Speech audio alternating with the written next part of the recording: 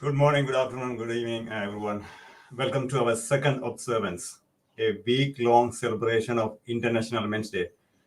Day 6, today's topic, exploring American boys' challenges and successes in school. My name is Sivam Velayudham, and I am the founder and the president of Voice of Men 360. Let me share a brief intro about Voice of Men 360 and International Men's Day. Voice of Men 360 is a non-profit organization founded in 2020 and based in Toronto, Canada. Many boys and men are seeking help and support in many areas of their lives. We understand the demands and the support needed when it comes to boys and men in our society. Voice of Men 360 organization was born out of seeing the tremendous need and stepping up to help provide services to help support and overcome men boys life challenges. We are part of International Men's Day. International Men's Day has been serving for over 21 years, and so far 90 countries around the world joined together and doing various activities regularly. IMD follows 6 pillars, which focuses on the overall well-being of boys and men. This includes nation, society, family, marriage, community, and childcare, where we celebrate the contribution of men and boys. We follow in the same footstep. Before I bring our guest, I would like to read our disclaimer. We would like to remind you that Voice of Men 360's mission is always delivered in good faith toward peaceful harmony. The views and opinions expressed in today's episode or discussion are those of our speakers and do not represent Voice of Men 360. Our organization engages in discussion forums to offer inspiration and create awareness to the issue of men who wish to overcome their life challenges. We are not providing medical or therapeutic advice. Should you require that type of assistance, we recommend you contact a medical professional immediately. If you have questions or concerns about today's episode or any Voice of Men 360's content, please email us at info@voiceofmen360.org. Let me bring our host, Dr. Irwin-Smiler, co-chair. He's an author and licensed therapist with expertise in adolescent boys, men, and masculinity. He's the author of Is Masculinity Toxic? A premiere for the 21st century, the award-winning Dating and Sex, a guide for the 21st century teen boy, and co-author of the Masculinity Self, 6th edition, with renowned researcher Chris Kilmartin. Dr. Smiler is a co-founder of the Healthy Masculinity Initiative, a past president of the Society for the Psychological Study of Men and Masculinities, and a past president of Male Survivor, National Organization Against Male Sexual Victimization. Smiler, there you go. And thank you for hosting and for the invitation to be a part of these events celebrating and recognizing International Men's Day. I also want to take a moment and thank another sponsor of much of our work. That sponsor is the Society for the Psychological Study of Men and Masculinities, which approximately a year ago convened a task force on boys in school. And our discussion today consists of several members of that task force, as well as some other folks, and I'll do those introductions in a moment. And we'll also make the link for that organization available, because the task force has recently released 2 fact sheets on boys in schools that folks might be interested in checking out. I'm going to go alphabetically here for my introductions. I'm going to start with Dr. Joachim Boutakidis, who is faculty at California State University, Fullerton. And his colleague, also at California State University Fullerton, Matt Engler Carlson, both psychologists, we'll move on. I'm just doing introductions quickly because I really want to get to the discussion. So Dr. Matt Engler-Carlson, also at California State University at Fullerton. We have Bentara Morton, faculty at the University of South Alabama, and taking an unexpected road trip this morning. So hopefully we'll be able to keep him for the entire time here. Dr. Christopher Regolith at Pacific University, and Tasha Shore, who identifies as your partner in parenting boys. She's a parent advocate, also joining us and giving us a slightly different perspective. We are going to start with a pair of questions, one at a time, to each of the panelists. And we're hoping to really provoke discussion, partly among the panelists here, but also discussion with you all out there in the audience. So if you have questions as we go, please feel free to communicate with Sivam through the chat window. And we hope to get to some of those questions, although the first half an hour is going to be a little bit scripted here. So the first question for the panel, now we'll remind you all to try to keep your answers brief. What is one thing that you want people to know about boys' school performance? That might be something that boys are struggling with, or something that boys are doing well. And again, I'm going to go in alphabetical order because that's easiest. So we'll start with Dr. Boudakidis. Thank you, Andrew. I'll start with a kind of just general proposition, and that is that this is very much an equity issue. And I'm stating that up front because sometimes there seems to be the feeling that talking about boys' challenges in schools is somehow trying to grab the spotlight and pull it off of other super important, timely, prevalent equity issues that are out there along issues of race and socioeconomic status and other intersectionalities. And that's not our subversive aim, but we do see this as an equity issue. And I think that we can't be dismissive and callous about it and say, well, boys have their run, or boys and men still enjoy a lot of privileges, so they shouldn't be regarded as needing this help. So for me, that's an untenable position, and that eventually that will result, and it already has resulted in, more harm, not just to boys, but to the wider social health of every one of our communities. Great, thank you. And we will move on. Dr. Engler-Carlson, what is one thing that you think folks should know about boys' performance in school these days? Thank you, Andrew, and good morning or good afternoon to whoever is out there watching. I want to start by saying that I'm coming at this from a perspective of being a former school counselor. So I've worked in K-12 settings throughout my life in different places.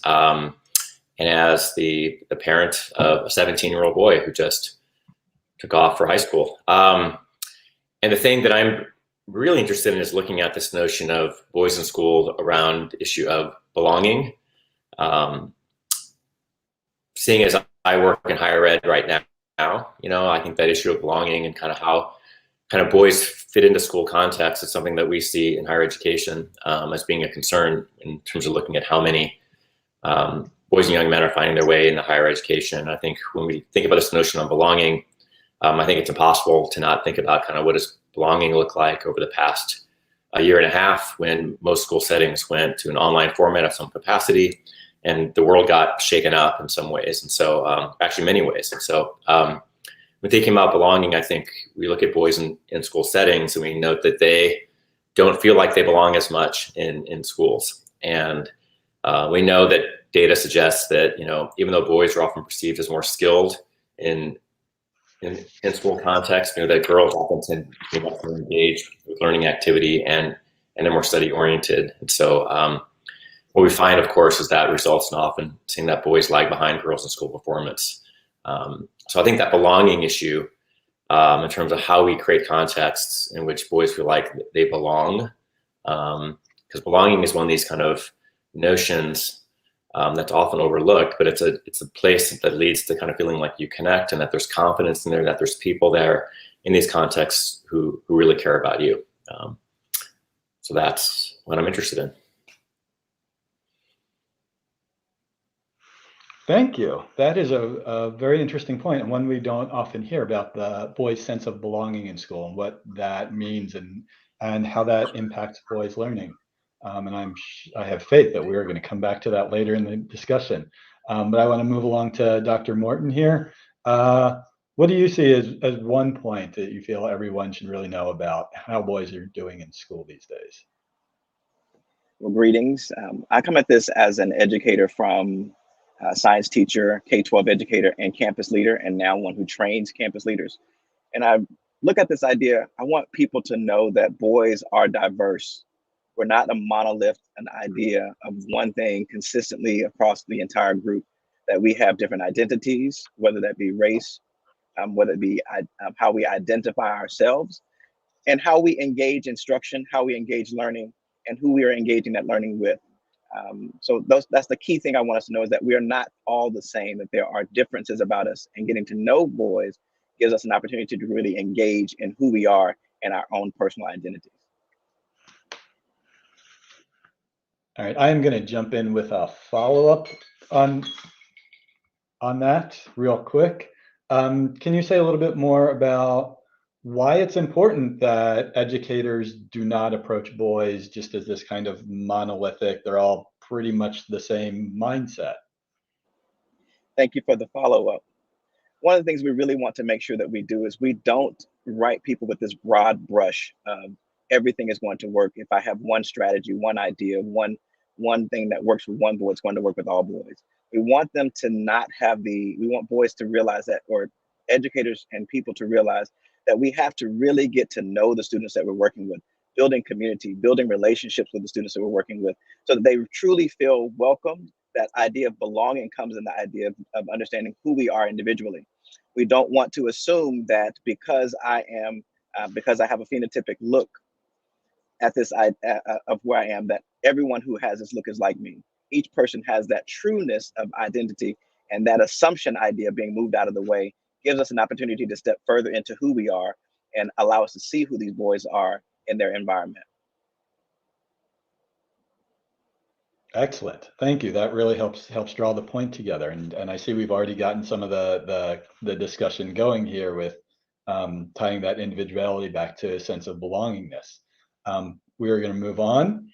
Dr. Regalith, what is one thing that you think folks need to know about boys and how they're doing in school these days?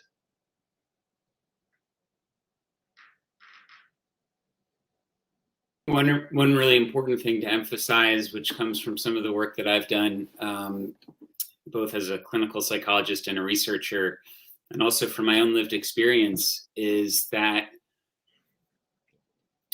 based on how our society has set up masculine gender socialization, we don't set up boys to succeed in school. We don't have a code for boys with regard to the masculine norms that they get socialized within: power, aggression, dominance, sexual success, heterosexuality, etc., that emphasizes the importance of school. What actually gets emphasized, the activity that's held above all else, is sports. And sports is wonderful, but I think there has to be a more balanced approach. I mean, we think about, for all of these kids, school is such an incredibly influential place. I mean, they spend a huge portion of their lives there. And yet from the very beginning, boys are told, you have to go to school. It's something that you have to do.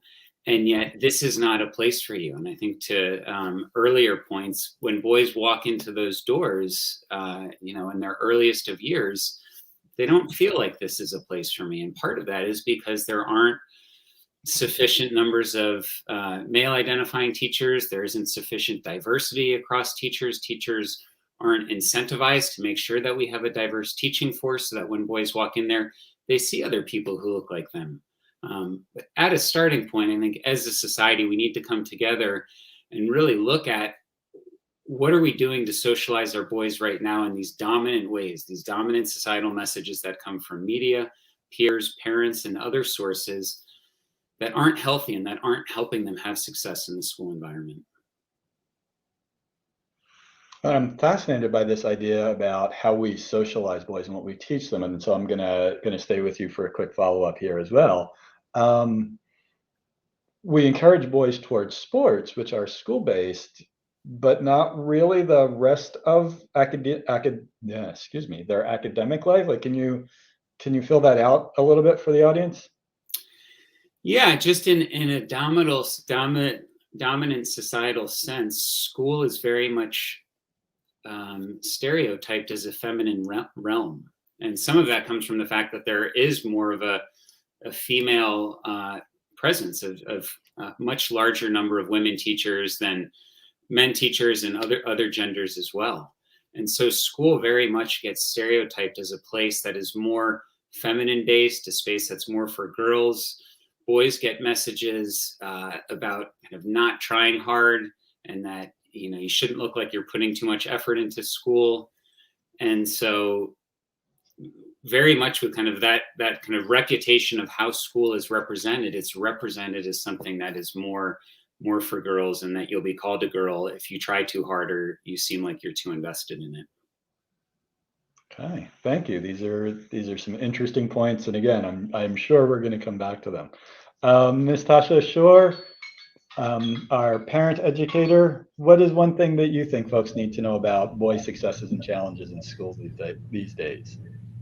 Yeah, first of all, this is so inspiring hearing all of you. I think so. I left academia and I'm just like, I have a sort of bias sometimes, but I feel so grateful for all the research that you're doing and all these perspectives and this discussion that you're opening up. So I want to appreciate all of you first off, and say that I'm coming from a perspective of a parent educator.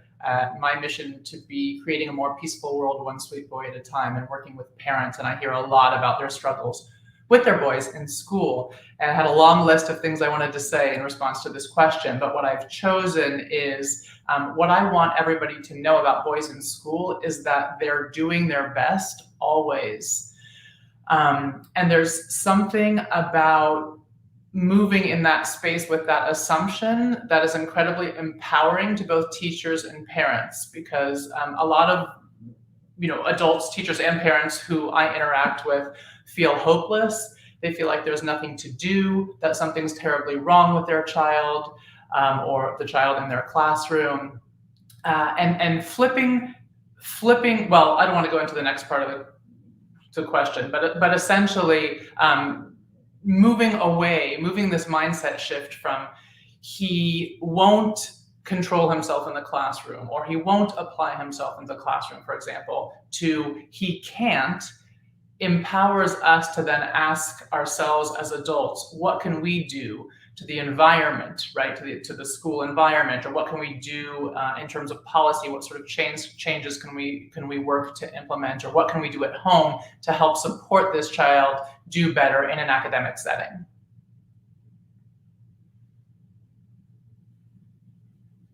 We're going to take that and we will feed that question back to the panel. So again, for all of the panelists, and we'll go around in the same order because I'm structured like that. A slightly different follow-up. Given what you have said earlier, and what you see as a focal point, what should we, whether that's we parents, we teachers, we school administrators, perhaps even we boys who attend school, what should we be doing to follow up on your points, to really either take them further and inculcate them so that not only all boys, but really all people do well in school, or to ameliorate problems, depending on where you started your comments. And we'll go back to the beginning. We'll come to Dr. Boudakidis with that question. Thanks, Andrew. This is fantastic reflections from everybody. I think that as a parent of two boys myself, and they're both in that adolescent phase right now where things start to get thick academically, and they're doing all right, but they have a tremendous amount of support because I'm attuned to this stuff. I'm an academic. I research student success, but I can already see it in them, how fine a line it is. Because what I've noticed is that they often don't reach out when they are struggling. And so one thing I would communicate to parents and everyone interfacing with boys in school settings is that we have to continuously encourage them to seek out help when they need it. Boys and men are often caught in what Matt talks a lot about, this kind of double bind, where they're more likely to suffer from some things like mental health issues or learning disabilities, but they're less likely to seek help for them. We socialize boys to be tough, to be stoic. And in fact, personally, some of these attributes I actually like. I kind of have that bent myself, but we have to acknowledge that there's a cost to socializing those kinds of things when boys are struggling because they don't reach out.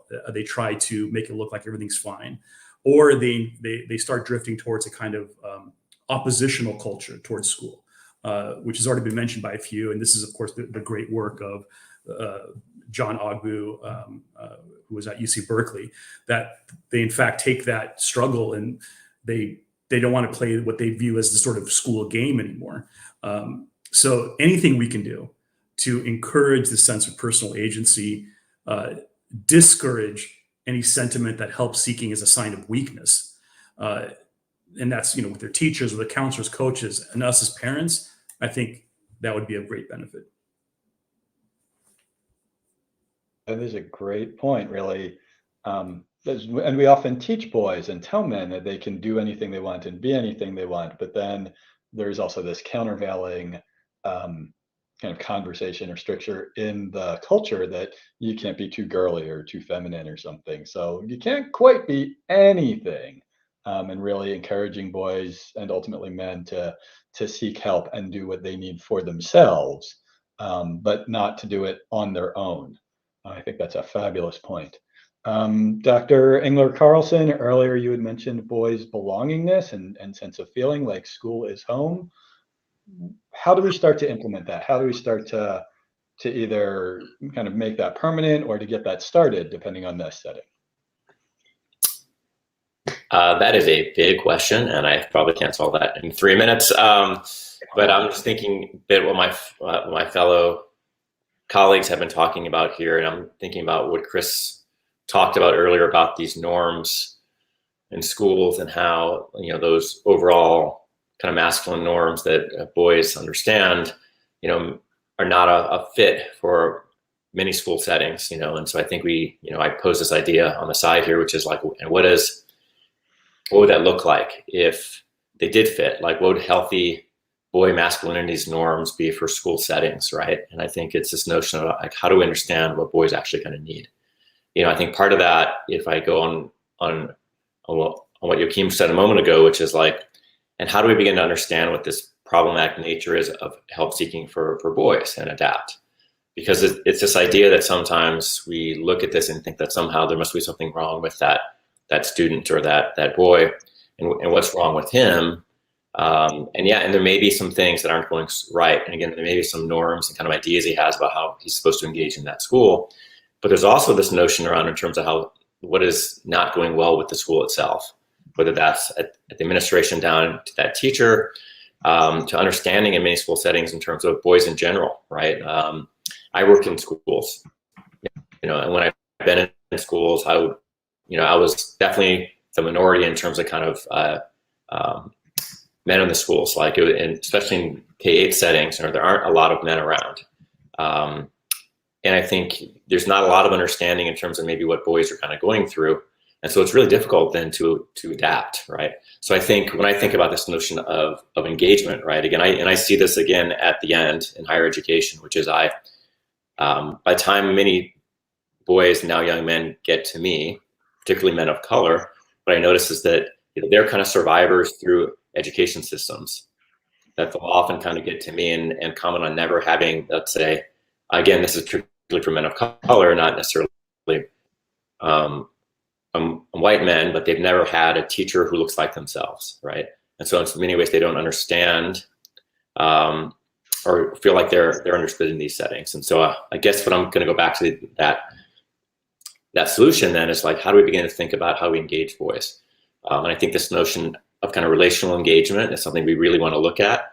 And relational engagement is this notion of within that student-teacher relationship being what we call warm demanding, which is kind of being emotionally responsive to the needs of boys and kind of things that they're dealing with and actually understanding them. while also maintaining pretty high expectations. Like, we want you to succeed, but we're going to understand you as a student, you know. And that means actually reaching out. It means just not waiting for boys to come to you. And I think it has a bit to do, and this is what the task force has been about as well, which is, again, how do we really educate educators about the needs of boys and experiences that they have in our society. Thank you. And one of the things you said in there struck me really powerfully, this idea that some young men arriving at college, and particularly young men of color, have kind of survived the educational system. It's a really, really striking way to say that, and really kind of depressing that, you know, they've gone through all of this education, they're arriving at college where to get more education, and they have survived the system. It really hasn't helped them flourish or thrive. Yeah, I mean, if I can speak real quick about that, but there is a fair amount of research about this, right, that looks at that educational pipeline of students of color, right, and you realize, again, when those students, in particular looking at males, getting into a four-year college, succeeding in a four-year college, potentially going on to grad school, like out of every 100 boys or men, like by the time they're getting through education and grad school, we're looking at single digits. Like, again, out of every 100, there's 2 or 3 who make it, right? And I think when I work with my students, for example, and we start talking about that, they're shocked, right? And yet it's also something very known to them, because they realized a lot of their friends and peers are not standing with them at that point. Wow, that is, I'm still working on that. That's again, stunning and depressing. I'm gonna move on to Dr. Morton here, who may very well follow up on this, but may make other points. Earlier, you mentioned the need for teachers and administrators to not see boys as monolithic. Like, what should we be doing about that? How do we start to make that happen, or continue it where it is happening? I think Matt just stole my thunder, but that's okay because we're going to make it reverberate as we go across. But the idea that Matt tapped into about representation, one of the things we look at, if we allow boys we give them the space to arrive as human in whatever identity they have, but for us to follow that up or support that, then we provide staff members who look like them in whatever evidence they can show up. And if I don't have staff members, that we have people around who can be models for visual people who can represent a student. We talked about being in sports and how we are pushing boys to sports. If you see a large, 250-pound kid who's there on campus thinking, "Ooh, this should be a great football player," but why can't he be a great thespian? And giving the students the latitude and giving teachers the freedom to say, let's shuck some of these ideas that are stuck in a structure that are based on this hypermasculinity that assumes that boys are doing these heavy things, but then allow those students to engage in portions of life that they value, giving an opportunity to read. I can think through the times where I was a campus principal working with elementary students, and the students didn't want to read. And my challenge was always, hey, let's talk to the dad or the men in their lives and let the boys see their dads or the men in their lives reading and read to them, to give them the frame that reading is actually okay for boys to do. So taking those kinds of things and really focusing on where we are. I do want to go back to this idea of boys of color surviving the education system. We have to do a better job as educators of not allowing them simply to survive, but giving them opportunities to thrive in that place. I frame it as being protagonists for students, meaning that we do whatever we can to help students be successful. We actually work intentionally to provide multiple opportunities for students to experience success continually. That means that we're giving them activities that are similar to where they are, which means that we may have to get them to write their own activities or have them create things that are going on in the classroom for those boys who may have a more feminine flair in their life, for those boys who may have a more masculine flair, but those boys who want to engage with people on a different level, an understanding of where their identity is truly being shown and not the identity of the structures at which we're working through. Thank you. Again, very compelling, and I like this notion of helping boys arrive as humans. Like that's again a really, really powerful phrasing here. And I may yet come back to you on what seems to be kind of a double bind, right? Dr. Engler Carlson was talking about how few men of color kind of make it to higher education, and then they're not all going to become teachers. So how do we get other Black men or more Black men on campus where their K-12 students can see them and have those role models? And especially if we don't want to just continue the stereotype that Black men are athletes, and we just get more Black men on campus by making them coaches.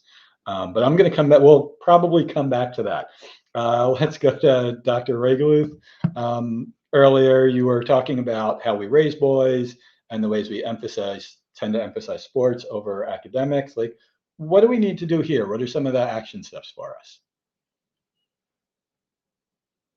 Certain ones that touches upon something you just said, Andrew, is really embracing this idea of boys as humans. I was asked just as recently as yesterday, but aren't boys just boys, right? Boys will just be boys, and that's how it is. And no, that's not just how it is. That's insulting to boys. That's insulting to the diversity and kind of breadth of this socially constructed group. I have a 2-year-old son who at this point loves school. He loves going to nursery school. He loves learning. He loves engaging.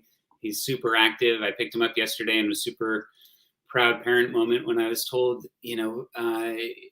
when other kids get upset, your son goes over to them and comforts them, which was just a really wonderful moment. And that's not what we think about when we think about stereotypical boy stuff and masculinity stuff and how boys are supposed to be. But all boys have that potential, and all boys have that inside of them at some point. And sadly, for a lot of them, it does get socialized out and it does start to get repressed, and they need to feel like they have to hide vulnerability and hide emotions. And so we need to find ways to embrace boys' humanity and really cut down on and weaken these essentializing notions that put them inside these narrow boxes. For me, a part of that is making sure that teachers have the training on this knowledge and all of these issues deeply that we're talking about, that they understand why there's going to be a higher likelihood that a boy could be in their class and seem disengaged or withdrawn. And part of that is going to be socialization messages. Part of that might be because of how he's gotten already, as young as 5 and 6 and even earlier to start to hide emotions, right? And so there could be things that are bothering him that are on his mind that he's not able to talk about. It could also be because he's already started to pick up on that this doesn't feel like a place for me, right? And so really arming teachers with that knowledge and then arming them with relational strategies, relational approaches, like Matt was alluding to, so that they really get these issues and they really give boys the benefit of the doubt. And so when they see a boy who's struggling, misbehaving, they don't just jump to discipline and punishment, but they take interest and they really show care for that boy and wanting to build a relationship with him. The last thing I'll say quickly is parents also need to have this knowledge. And just as we need parents to do a better job of talking to their boys about pornography and sex, we also need parents to do a better job of talking to their boys about the Guy Code and about school and why it's important and how you're going to get all of these messages that are going to undermine that for you and that are going to diminish it. But that's not how it should be. And that's not, what we think is important. And we want this to be a conversation. Great, thank you. And I'm wondering, I'm going to follow up here for a minute, like what are some of the things that parents can say, and especially thinking about, say, middle schoolers or high schoolers, to help boys kind of push back on what you're calling the Guy Code, these cultural message about how boys are supposed to act? Like, there's plenty of emphasis on school's important and you need a good education, all that, but this conflict between the importance of education and the Guy Code, how do parents push back on that? Right. And it's easier, right? Easier said than done. And walking the walk inside of those school hallways with the peer pressure and whatnot can certainly be daunting. For me, it's just having the conversations. It's just bringing up these issues. It's, putting a copy of, kind of the book that you wrote and other books on, healthy sexuality and dating for boys, put that in their bedroom, get these issues on the table for them. Make sure that your son knows that you're there and that you want to talk about this stuff. Try to provide some of the education that society doesn't about, look, this is how gender socialization works. These are the messages that you're going to get, and they can be problematic for these reasons. At the end of the day, we want you to be informed, and we want you to be able to make decisions for yourself about who you are and how you want to be in a way that's fully kind of true and genuine to you. We also recognize that it can be very difficult to push against the societal brain and the societal wave of masculinity if that's what feels right. And if that is what feels right, we want to support you with that, right? Or maybe there'll be a basket of guy code rules, as Joaquin was alluding, that you agree with, and maybe there'll be one or two that you don't agree with. And we want to be able to kind of support you in living your most true life, and also know that's difficult, but let's start the discussion. Right. And to adopt Dr. Morton's words, to helping boys even see their own humanity and embrace all of it and not sacrifice some of it in order to fit into these cultural strictures of what it means to be a man. The last thing I'll just say super quickly is I think that the biggest issue is that this stuff just doesn't get discussed between parents and their sons. Right. Absolutely. All right. We have one more panelist who will give us her thoughts on this topic, and then we're going to start taking questions from the audience. So if you're out there and you've been watching and listening along, and you have a comment that you'd like to share or a question that you'd like either one member or several members of the panel to address, we are happy to take those questions. I believe those come in through Facebook Live, and hopefully that information will appear on screen. But now we're going to go to Ms. Shore. What do you see? What is one thing that we, whoever that we is, boys, parents, teachers, counselors, school administrators, what's one thing that you think we should be doing here? Well, gosh, one thing that we should be doing. I think there are a lot of things that we should be doing. One thing I'll start with is that we need to recognize that the off-track behaviors that we're seeing by boys in school are calls for help, not signs that something's terribly wrong with them. And like I said earlier, that means that we need to stand up and do something about it. We have really different expectations for boys and girls, both as parents and as educators, and I think it's important to put that on the table. It's interesting.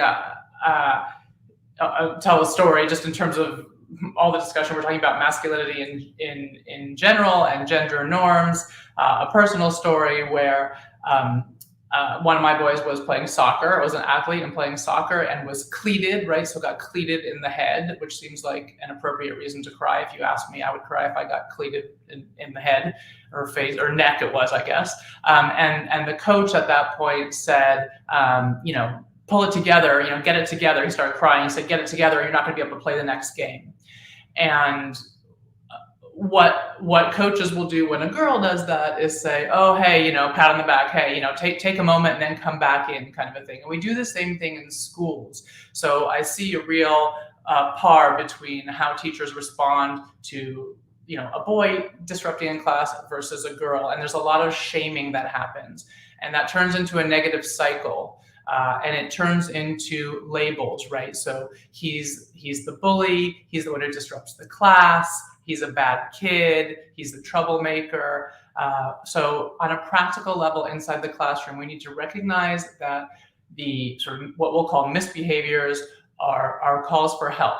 And a lot of them are born of not belonging, not feeling like they belong, feeling like they're being shamed. So things like, you'll see in a lot of classrooms, and I work with a lot of younger kids, parents of younger kids, and I'm not shocked by the statistics about higher education, because I work with parents all the time whose kids are literally, their boys are kicked out of preschool and elementary school. I'm talking about 2, 3, 4, 5, 6-year-old boys who are getting the message that adults can't deal with them. And think about what that does to you when you're 3 years old and you're scared, so you're acting out, and you've got your backstory that nobody knows, right? You're getting in trouble. And instead of the adults reaching out to connect, to say, hey, what's going on? To give you, a handshake, or say, hey, I'm really glad you're with us today. You add a lot.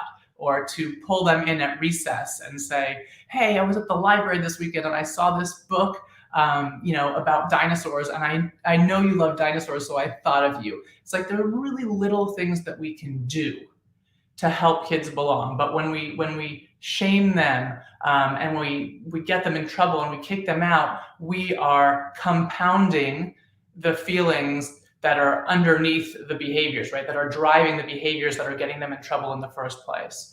So we want to really think of every strategy possible to help them feel like they belong, to help them, to engage them in creating a space that works for them, not taking time off recess, not when they can't sit still, taking time off recess. I mean, just logically, what kind of sense does that make?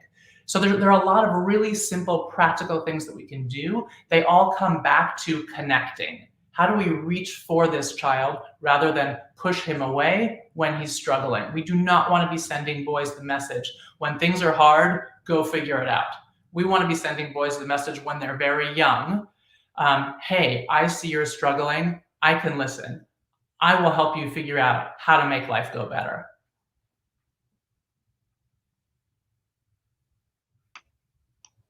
That's a great comment there, and really ties together a lot of these themes. And I'm particularly interested in what you said about the shaming of boys and the labeling of boys.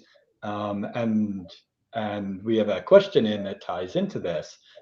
So from a Facebook Live user asking, what changes or what information is being provided to pre-service teachers, folks working on their education degree, that will help address some of these off behaviors and how teachers perceive them and respond to them. We might talk about the shaming piece. We might talk about cultural notions of masculinity in here. We might talk about the labeling. And I'm going to throw this open to the panel. I'm not sure who wants to chime in or who wants to go first. So I'm going to leave a little bit of that for you all to raise your hands, and we'll see who Sivan calls on behind the scenes here. But what should we be teaching pre-service teachers about kind of shaming or labeling of boys and building relationships with boys? What do those folks need to know so that this next generation of teachers starts to do it differently? I'll jump in on that one first, if I may. Sure, Dr. Martin. So as we think about this idea, and I'm looking at the question, it says, what changes are being made right now? And to be frankly honest, not much. I think Joachim brought the idea up that this is not a zero-sum game for our students. If we focus on boys, that does not mean that we're taking the attention away from anybody else in this program. And I think the current notion is that if we focus on boys, if we focus on one group, we're stealing from another group. And our focus really needs to be on, if we do this for one group, doesn't it benefit the other group? If we focus and center on the groups of students who are most marginalized in our areas, then all the students are able to get benefits from it, because we often don't focus on those groups. It gives us an opportunity to really stop, to really think about how do we support our students. And so when I think about what can we do or what should we be doing, I lean back on the works of Gloria Ladson-Billings, of Geneva Gay, around culturally relevant pedagogy, culturally responsive teaching. And these things just talk about what is just really good teaching, these strategies. But it also situates us as educators in a way that we are able to remove ourselves as roadblocks in the mirror to student success. And if I'm able to get out of the way by my own assumptions of what boys can do and what boys can't do and what boys should do or how boys should act, if I can get out of the way as the educator, then I allow the boys to really represent themselves and be whole in educational system. So as I think about Chris talking about his 2-year-old, who's really thinking about, I don't know if I want to go and hug kids who are crying. Well, we tell boys don't do that. Not because that's not a good thing for boys to do, but because that's the ideas that we have. And those roadblocks in our experiences as educators, we have to really begin to work on the educational idea through reflection. How do I reflect on what I'm doing through the cultural responsive? How am I on a continuum of my actions? Am I being culturally destructive? am I being culturally responsive, culturally supportive to the things that we can do? Okay, and I need to go so the next person can talk. So Carlson? Yeah, I was thinking, Ventura, just building on what you kind of said, which is, really thinking again about this notion. I hear this a lot again. I think about boys and men, about how we're going to help them. And I often hear this notion that, like, I'm here and ready when they are. Meaning that the onus is then on the boy or the adolescent to come seek kind of help. And I think we just know that the data suggests that in certain environments, the likelihood of that happening is not very strong. And so it goes back to, I think, what Benjaro was saying, which is, in these situations, the adult is the teacher, right? The adult is the administrator, it is the principal, it is the parent in the room, right? And I think thinking about how we really begin to educate about the experiences of boys in these environments really matters a lot, so they can actually adapt their environment. Again, like, it really is about adaptation. It's really about kind of thinking about how, if I have a classroom, how is it going to be responsive to all the students in the room? Meaning that the teacher is going to have to change, right? It's going to have to change the environment so that, and again, all students can be successful in that room. And again, it doesn't mean if one student becomes successful, another group is not. But adaptation really has to be this ways in which we kind of look to understand, kind of, again, what are the experiences of boys in this room and how can we make this more responsive? Because again, the data suggests that what we're doing so far isn't really working. And I understand the notion that the faith we have in the things that we do, and we think, if it hasn't worked 23 times, maybe the 24th it will. But the reality is we need to do something different. We need to look at kind of boys who are struggling, and the data suggests that they are. So we're really thinking about kind of what can we do differently, which means we have to understand the world and the world of boys in a new way. And what makes this difficult, of course, is that gender is political, and everyone has an opinion on gender. Everyone has beliefs in terms of what they think about men and women and boys and girls and gender nonconforming or whatever. We all have opinions about it, and they're pretty deep. And so we have to begin to kind of really challenge those in a way we think about, kind of, again, regardless of my opinions on this, how can I be flexible and adaptive to meet the needs of those boys who I'm serving in the room? And I think educators are kind of working on that. But again, a lot of educators themselves don't understand it. Thank you. And I really like your the way you brought it down to changing kind of the culture of how we teach teachers and how we get teachers to think about what they're doing, following up on Dr. Morton's comments as well. Dr. Poutakidis, do you want to chime in on this? And also a reminder to folks out there, if you're on Facebook Live, you can submit questions that we will attempt to answer. Yeah, it's just every time I think I want to focus on something, I hear something great from one of my colleagues here, and it kind of changes my track a little bit. But just to maybe tie a few of these threads together that have been coming up, Ben Terrell talked about, trying to meet the student where they're at and figuring out how to begin these histories of success. That, and this is something else Ben Terrell said, talking about oftentimes these principles of how to successfully educate boys comes down to just effective pedagogy, right? That helps everyone in the classroom. So this idea of meeting the student where they're at and building histories of success is super important. It's a key principle of effective instruction, because once you build those histories of success, that's how you create this kind of self-efficacy within a student, that they feel that they can succeed. And once you create that self-efficacy and the success starts coming, that also then increases their feelings of belonging in school, because suddenly this is an environment that is reinforcing and not seemingly punitive all the time.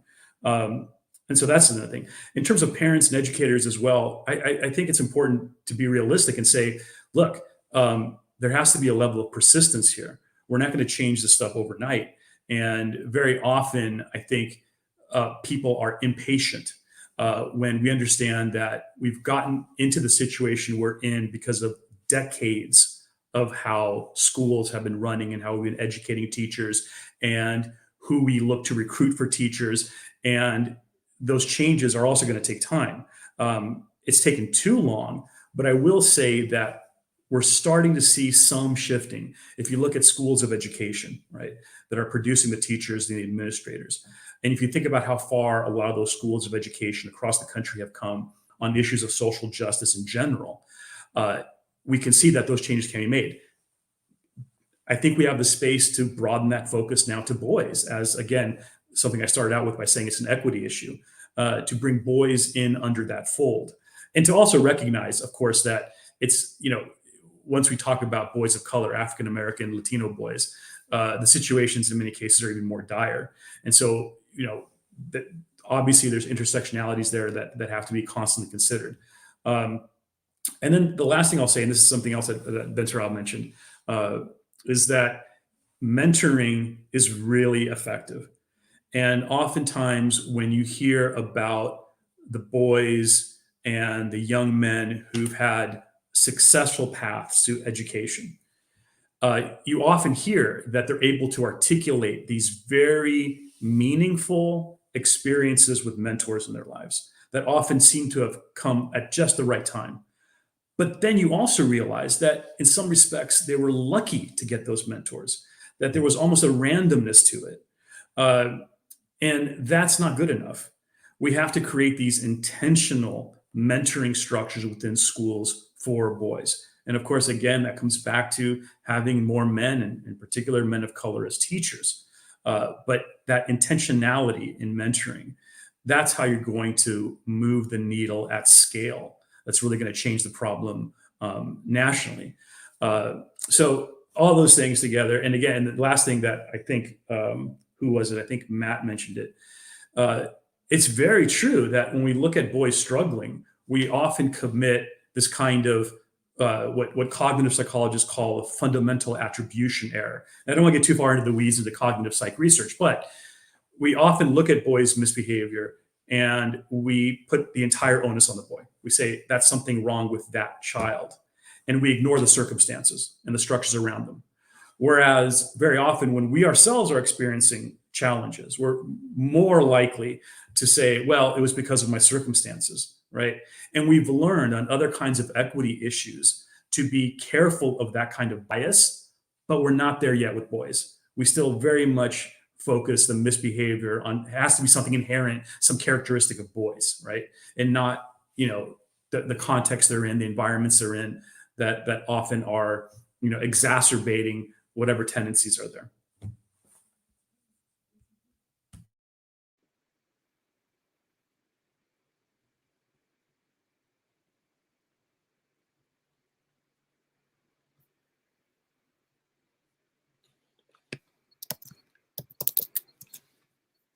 Andrew, I don't know if you went to me real quick. I think you're on mute, but I just want to follow up really quickly on something that Joachim said, and I think we're going to build more on that in just a second. But I think you said something really important, which is this notion about engagement and relationships engagement. And I think most of the mental health literature on the health of men, for example, is going to point to the fact that where there's distress, there's lack of engagement and lack of some type of connected relationships, right? And I think that the key to a lot of this, even with boys in schools, it's about how we build some type of connection. And boys and adolescents and men do respond to connection. They can build amazing relationships. And those are the types of relationships that are healing for them. So whether that's with a teacher or a coach or a mentor, or an uncle or someone like that, those relationships are absolutely critical. And if we don't think about kind of helping boys from that type of perspective, we are going to miss them simply. Thank you. We'll take one last comment on this topic from Dr. Rigluth, who's been waiting patiently. And again, if there's anybody out there in our Facebook Live audience who has a question they'd like the panel to address, please do send it in.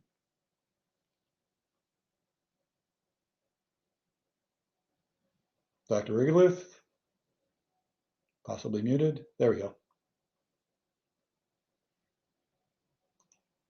About this teacher training question and what can be done specifically with pre-service training, one thing that comes to mind for me is, right, yes, there are systemic things that can be done. There's knowledge that can be imparted, but what support are early teachers receiving to explore these issues in and of themselves more personally?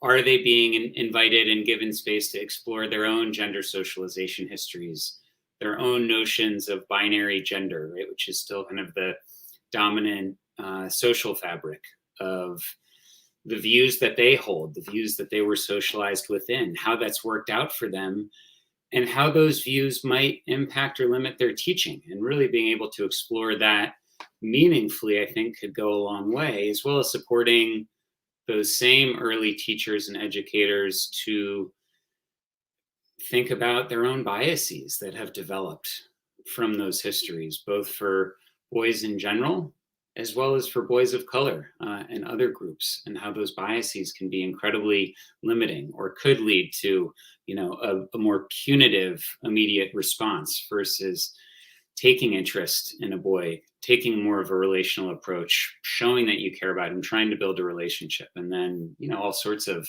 additional interventions can be done, role-playing scenarios and whatnot, but really building that type of self-exploration into early teacher training, I think, would be huge. Thank you. I'm going to throw in another question here. And again, this ties back to this relationships piece that we've been talking about, some of the mentoring. And I'm going to come to Ms. Shore first as our parent advocate here. So you're on the spot, Tasha, I hope. What do parents need to know about building relationships with their sons, not just their sons' teachers, but the other professionals, the school counselors, if relevant, principals, so that parents can help their boys have better relationships, maybe find mentors within their school building or perhaps their school system? Like, how can we further develop that, given that teacher training is where it is and the culture isn't going to dramatically change overnight? What can parents be doing here to facilitate some of this? So I think that we need to remember, and parents need to remember, that parents and teachers are on the same team, right? We are in the business of helping our kids succeed.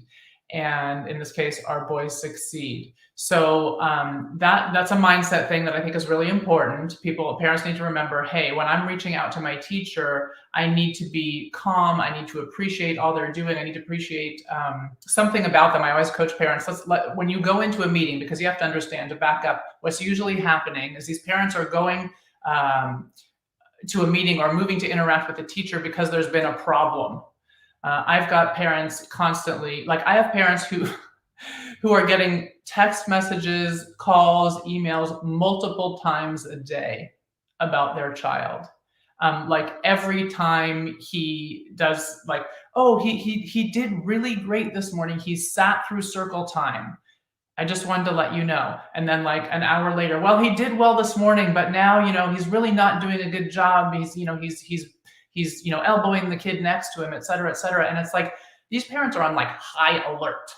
It's really, really hard to live your life when you're sort of that involved. So we want to help teachers, from a parent perspective, we want to help teachers feel like they can take a more central role without having to involve, or I guess what I want to say is educate them on what we need to know and what we don't need to know. Sometimes teachers will err on the side of caution and not tell us enough, but a lot of times they actually tell us too much. So what I coach parents to do is to go in, if something's going on, to set up a meeting with the teacher and to always start out with an appreciation, whatever it is. And if you're mad, it can be just something really surface. I really appreciate that you show up to this job every day. I know it's hard.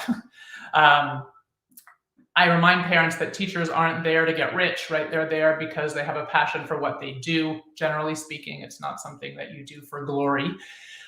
Reminding parents of that. So you go in, you appreciate when you start off, and then you ask questions, you get curious, right? I noticed that Johnny is really struggling. I appreciate you letting me know. What are you seeing in class? What's going on? Ask questions and just listen, listen, listen. And then I say, how about saying something like this? I'm sure Johnny isn't the first boy that you've had who's struggled in this way. What have you figured out in the past to help kids like this do better? And again, listen.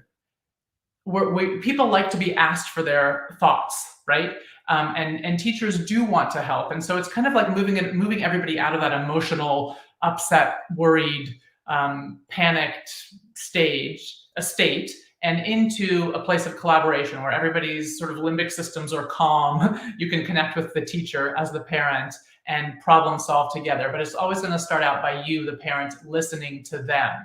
All right, so you listen to them, and then after you've heard them out as a parent, I would say, what I've noticed with my boy is that when I'm able to connect with him, even just for a few moments, like that might be putting my hand on his hand and getting down to his level and looking him in the eye and giving him a big smile, or when I share something with him that he's interested in, he gets really excited, he tends to behave better. So it's like we're not teaching them, but we're saying, hey, I noticed this works with my kid.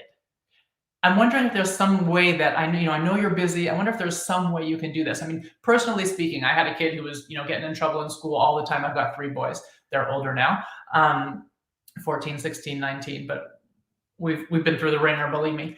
And he was really struggling with one teacher. And I went in, I had this conversation with her, and that's where the library idea came from.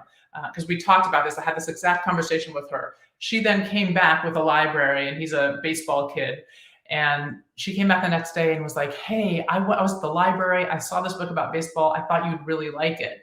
She called him in at the beginning of the recess, said, hey, before you go out, come in. I want to share something with you. So it wasn't like you're in trouble, but it was a point of connection. I thought of you outside of this situation. I thought of you in a positive way. I have something that might be interesting to you. So we want to move in, make connections with the teachers, and then support them in making connections with our boys. Because as soon as our boys feel seen, they feel heard, they feel loved. I've said to teachers and coached parents to say to teachers, I noticed that when my boy feels like you like him, he does better. I know you like him, but for some reason he's coming home and saying, my teacher doesn't like me. So there's a par here. Something's going on here. I know you like him. He's feeling like you don't. What can we do to bridge that? Let's talk a little bit about this. What are your ideas?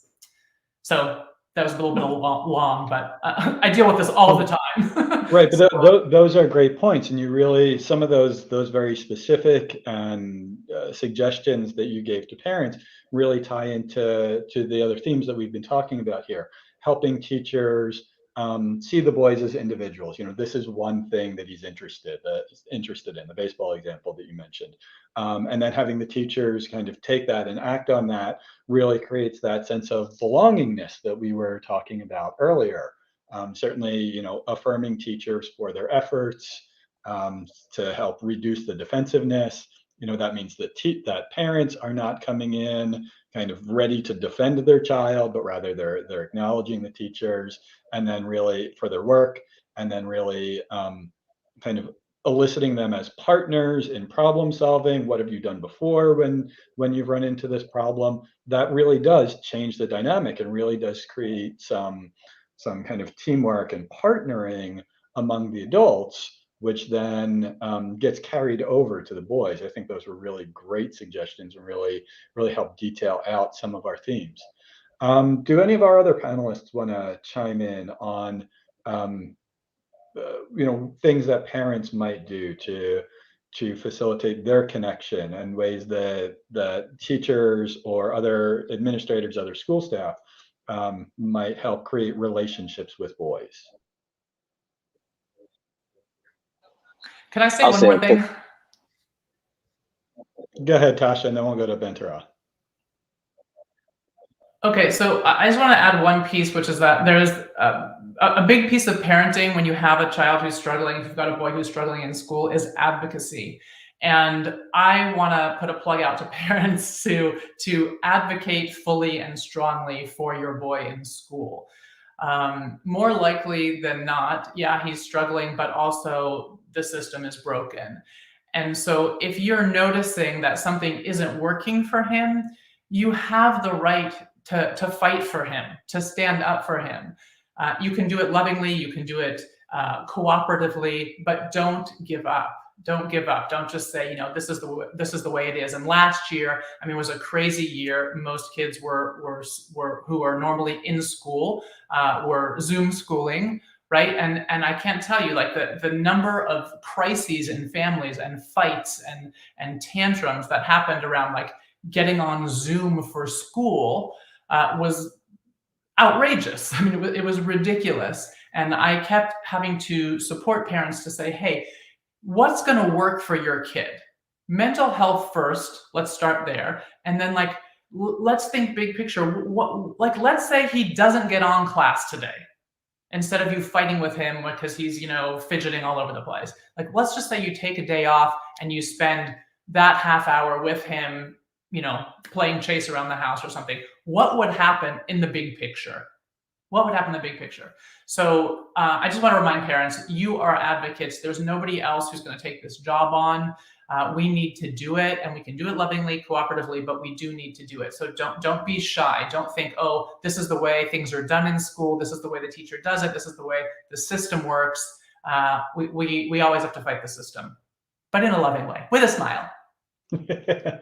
Thank you. And as you mentioned, advocacy. I'm also going to throw in a plug and ask Sivam to repost the link to the work of the Society for the Psychological Study of Men and Masculinity's Task Force on Boys in School, of which several of our panelists are members. If you follow that link, you'll find description of our work and our bios, as well as the 2 fact sheets that we have published so far. One on exploring or examining boys' misbehavior, and one on learning disabilities. Those fact sheets are 2-pagers, so front and back, or 1-pager, front and back of a sheet of paper. The first side has some facts and figures that are useful to know, and the second side of the sheet has information for parents, teachers, administrators about what they might do to address those issues.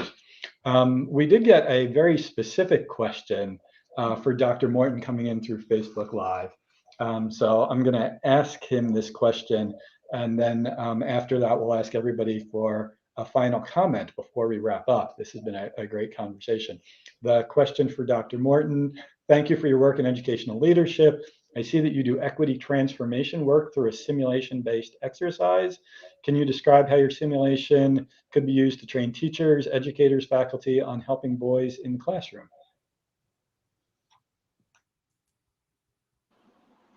So the equity-based seminar that we're doing, titled Backpacks for Success, gives us an opportunity to work with right now pre-service teachers and helping them to frame, get a better picture of what kinds of tools we have that we can use to support our students. When we go through the simulation, quite often the students begin at the very beginning of the questions of what goes in a student's backpack, and they think of things like paper and pencils and just those simple things.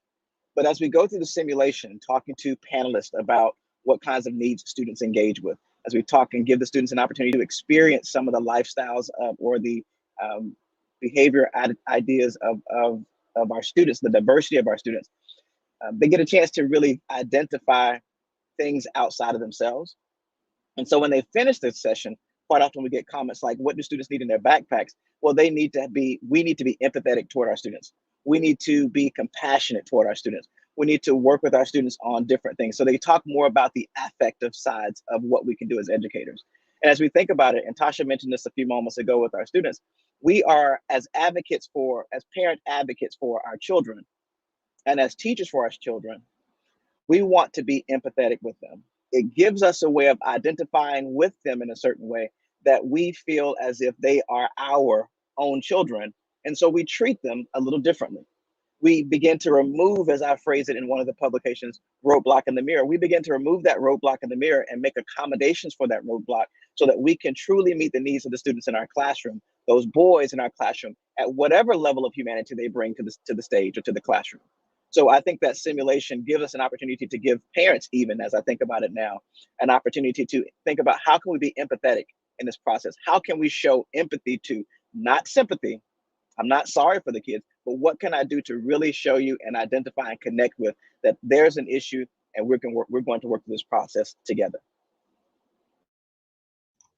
That's great. Thank you. It sounds like an amazing project. Is there a way for folks who are interested to find more information online? What should folks do to kind of follow up and maybe use this? That's a good question. I guess I can drop my email in the chat so we can have communication there, and we can begin to work through it. We're actually building this program right now. We've done a couple of pilots on it and done the work specifically. So I have to find a place for us to really talk about where you can see. And actually, if you were interested in participating in Backpack for Success, we've done it in a virtual model so that others can be engaged in this process as well. Okay. And I think I can manage to find your university webpage and we can get that up into the chat for you. We're going to start to wrap things up here. This has been a really great and thought-provoking conversation, at least for me, hopefully for the rest of you as well.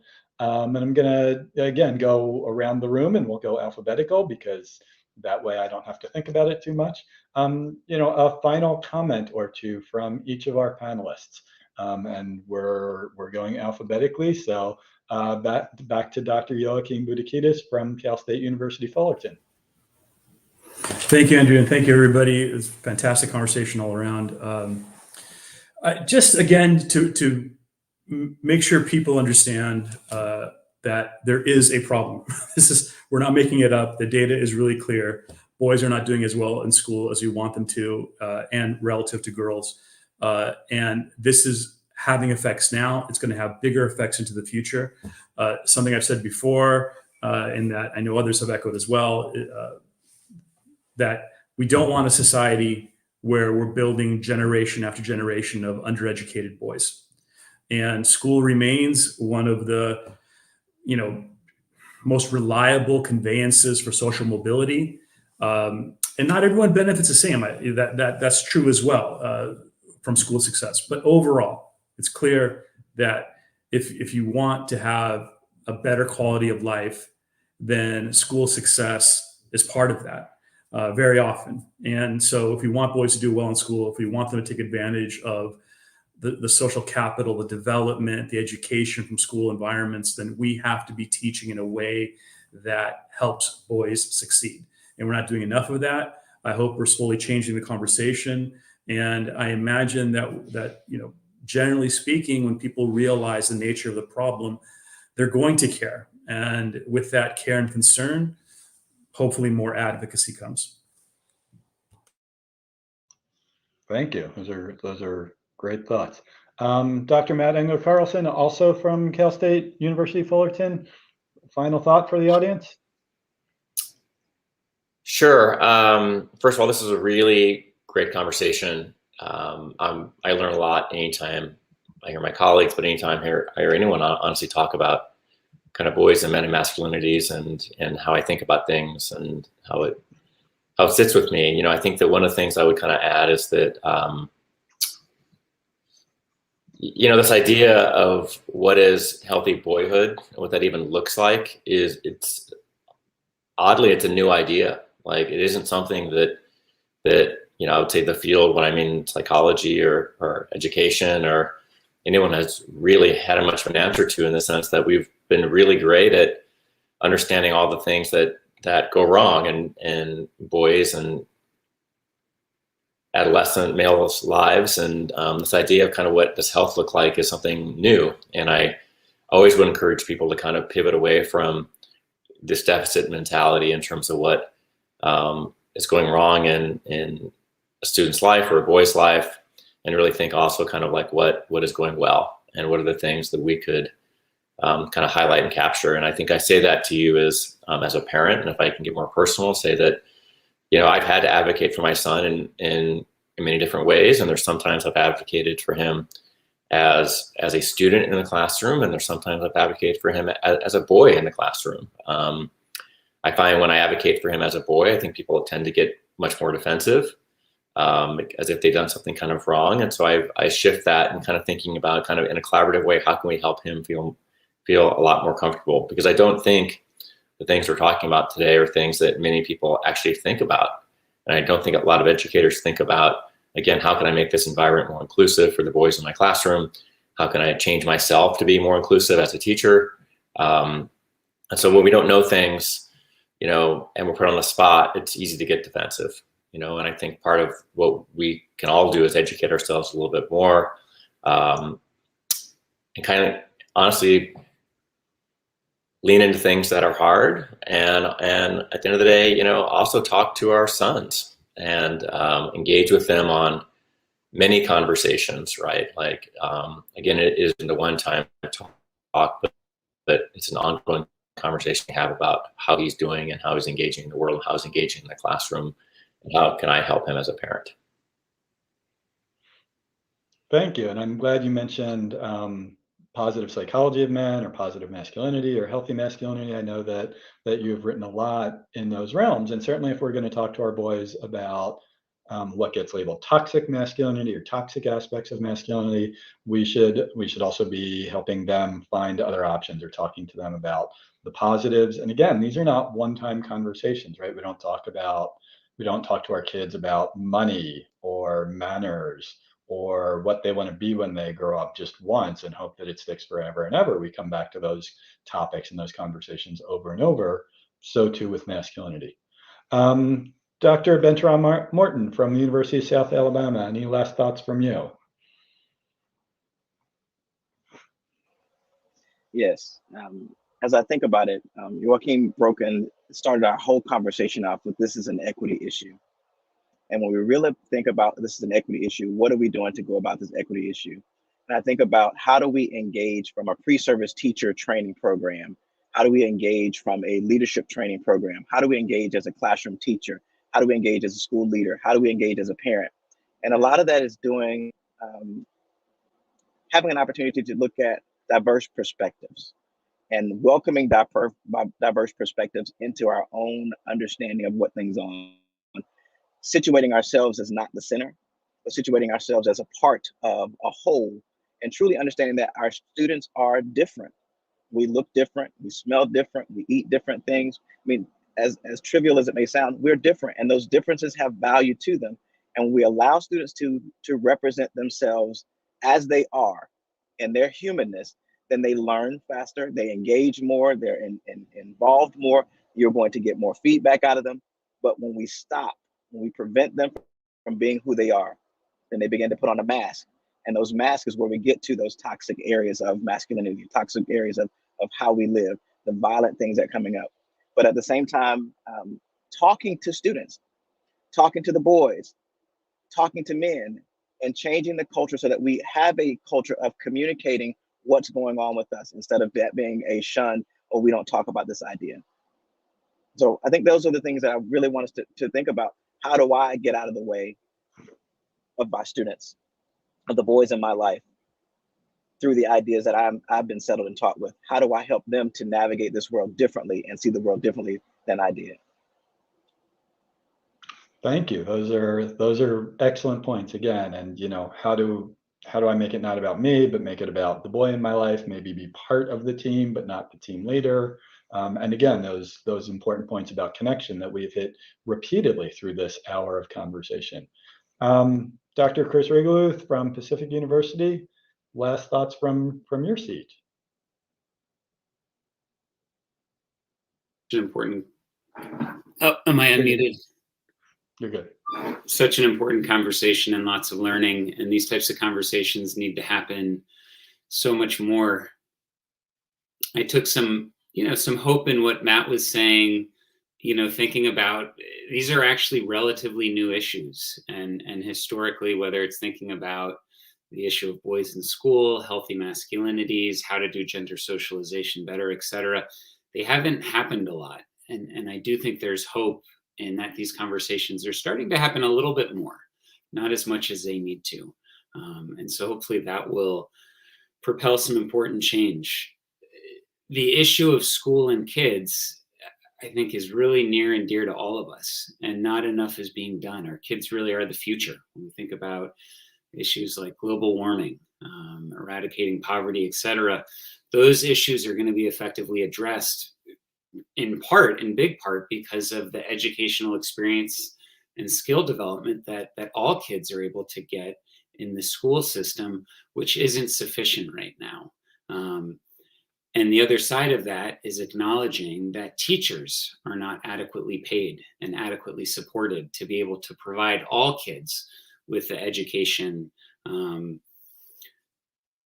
quality of attention, relationship fostering, et cetera, that they deserve and that they need to be able to thrive. And so there's lots to be done here, and a big part of that is making sure that teachers feel supported to be able to work effectively with all of our kids. Thank you, and I appreciate you taking this even bigger, and not just how this affects boys and teachers and school systems and the people who are close to those boys, but how it ties into larger issues and some of the other changes that seem to be on the horizon or have already started. Ms. Tasha Shore, parent advocate and your partner in parenting boys, last thoughts from your seat.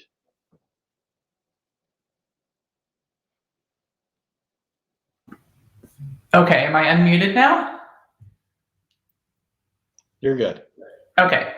I want to leave parents and educators with an image that I'll make it look like this. See if I'm backwards with my camera. So if this is your boy here, and these are the behaviors that are being displayed, right? So if it's in school, maybe it's calling out in class out of turn, or pulling a chair out from behind somebody else at a water fountain, or calling a teacher names, or whatever it is. These are just behaviors. And I want to remind both parents, the parents of those boys and the teachers of those boys, that underneath those behaviors is a sweet boy. Okay, it's not one or the other, it's and we will do much better when we stop focusing only on the behaviors and labeling that child because of them. I mean, most of us parents of boys are going to be in our parenting journeys on both sides, right? Parents of the bully, or the one who's causing the trouble, and also a parent of the boy who's on the receiving end of some unwanted behavior. So we want to remember that we don't want to label this child by these behaviors. We want to remember there's a sweet boy underneath there, and if we can just keep reaching to connect with that boy, those behaviors will peel away. They will fall away. And then one last thing I want to say to parents is that we need to be there for one another, right? What I just said, we're all going to be on both sides of the issues, and there's a lot of judgment that goes on between parents in classrooms. Those of us who have had boys who have struggled, we've been, in the parking lot and heard things, whispered about us or our boy, or I didn't know he was going to be here, or not being invited to birthday parties, or whatever. Those things are really, really hurtful. You have to know that parents of boys who are struggling are feeling ashamed, are feeling like they did something terribly wrong, or worried about their boy. And the best thing that you can do is actually reach out to that parent with compassion, knowing that you may be there at some point as well, right? You just don't know. And we also want to cut the pretense as parents. We need to stop pretending like everything's okay. We need to be honest and open and learn to support each other well, because that's in the best interest of our boys. Thank you, and some great closing thoughts. And again, really coming back to the humanity of boys. I like this image of, this is the core of my boy, and then these are the behaviors on top. Again, my name is Dr. Irwin-Smiler. I am a therapist and author, and I am one of the members of the Society for the Psychological Study of Men and Masculinity's Task Force on Boys in School. You can find more information about the task force and our fact sheets on boys' misbehavior and learning disabilities at www.division51.net. That URL may also come across the screen here. And I want to thank Sivam Vilatham and the folks here at Voice of Men 360 for giving us this space and this time today. Sivam, take it away. Thank you. Oh man, I still can listen all day. Thank you, all of you, because it's especially thanks to Andrew, because during this celebration, we need to hear, or we need to continue this conversation, though. We don't want to just have just one time. So we want to continue this conversation probably in the future. So we will bring you guys in the future, probably in the near future, a couple of months back. So thank you, Andrew. Thank you, everyone, each of you. I really appreciate because I know it's a busy schedule. So let's get back to, So, but other than that, thank you. We really appreciate. All right. So we have a couple of announcements actually to share with you. And as many Canadians know, that our Indigenous communities are in a big crisis now, and they need our help and support. Voice of Men 360 is stepping up and started a donation drive for Indigenous families. If you have used clothes, dry food items, please let us know. We will collect them. Call it at 416-356-7414 or 437-889-8329 or info@voiceofmen360.org, or contact us through Facebook Messenger and let us know. We will coordinate with you. And also, Voice of Men 360 is celebrating our second observance of International Men's Day, a week-long celebration from Saturday, November 13th to Friday, November 19th. Each day we will have a 90-minute show with a variety of different activities. It will be live on Facebook and YouTube. This is actually 6th day. Tomorrow, the final last day, November 19th, 7th day. We will have 2 parts actually. One with Men with Dreams and Challenges. It will be from 7 p.m. to 8:30 p.m. Eastern Time. And the second part, of course, it's going to be a social gathering, a celebration show. So whoever can make it, please join and support our event. And our regular live shows open up on Sundays, sharing your personal life journey. It's a live talk show. It's on Sunday at 10 a.m. Eastern Time. And then second is Willie. It's a Tamil live talk show. It's on Sundays at 8 a.m. Eastern Time. And a monthly webinar, first Saturday of every month at 10:30 a.m. Eastern Time. We will bring expertise, organizations, and discuss a particular topic each time. And a monthly special show, The Unspoken Tears, second Saturday of every month from 10 a.m. to 11 a.m. Eastern Time. The focus is on domestic violence against men, bullying, male sexual abuse, traumas, and human trafficking. South Asian Men's Show, third Sunday of every month from 11:30 a.m. to 12:30 p.m. Eastern Time. Voice of Men 360 and All Bengal Men's Forum will be hosting this show. We will specifically focus on the issues faced by South Asian men and create awareness. Each month, different countries will participate from South Asia. Podcast. All of our shows are available on 6 platforms, including iPhone, Google Play, and so on. And monthly men's group meeting, only for men by men, every 2 weeks on Tuesdays from 6 p.m. to 7:30 p.m. through Zoom. The next one will be on Tuesday, November 30th. Please join through Zoom. The link is available on our Facebook page and group. Pass the Talking Stick, Indigenous peer-to-peer support group, fourth Friday of every month from 6 p.m. to 7 p.m. through Zoom. There are no limitations with gender, age, nationality, or ethnic groups.